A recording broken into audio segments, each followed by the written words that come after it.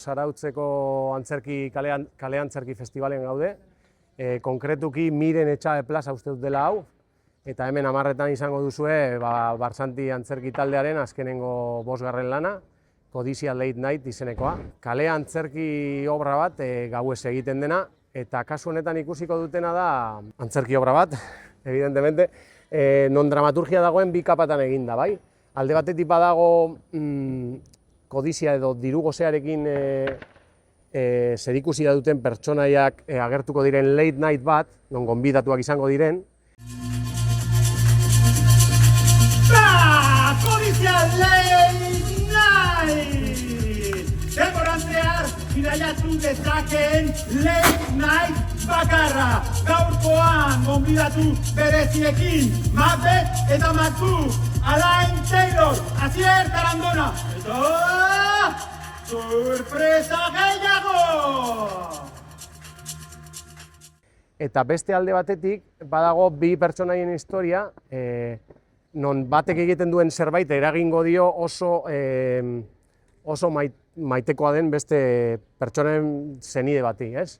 Eta horrek eragingo du, azkenengo eszena griego bat izatea eta dana txarto amaitzea, ez? Eta guzti hau dago enkajatuta osasun publiko eta pribatuaren arteko talka horretan, nola ikusten ari garen orain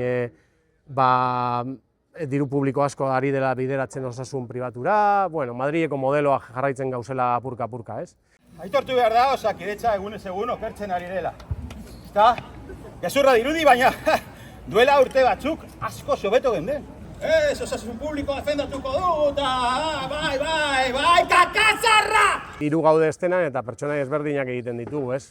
Gure antzerki obra guztietan aktore bakoitzak pertsonai ezberdinak jolasten ditu, eta badaude pertsonai sateliteak esango gendukena, eta badaude beste bi pertsonai historiako protagonistak direnak nahiko pisua dutenak, eta badago beste pertsonai bat late night honen aurkezlea dena, ez? Eta, badago momentu bat non gurutzatzen diren, ze bi pertsonai hauek, garrantzizko bi pertsonai hauek late nightera gonbidatuak izango dira.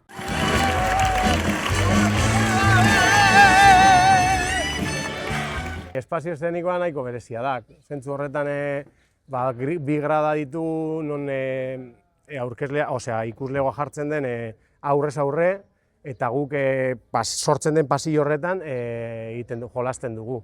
Eta horrek ematen digu egiteko modu bat, aktoreen interpretazioa askoz ere hurbilagotik ikustea publikoak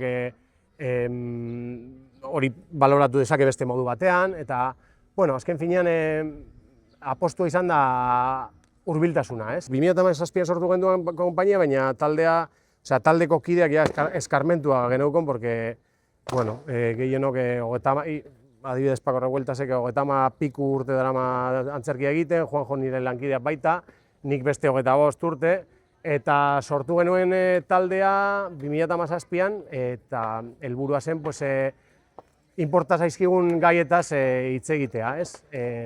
Eta kasu honetan politikoki oso berdintxua garenez, gai sozialak dira tratatzen duguna. Espero dugu jende hurbiltzea batez be, antzerkiak espai dauka zentzurik jenderik gabe, eta batez ere, jendeak mezua eramatea etxera, hortarako uste dugulako egiten dugula guk antzerkia, ez?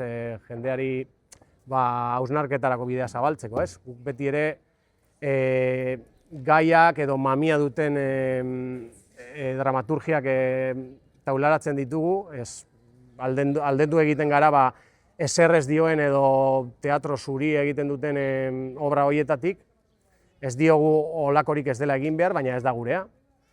Eta, ikusiko dutena da hori, kale antzerki obra bat, non historia bat kontatuko zaien. Eta, humorea, drama, tragedia.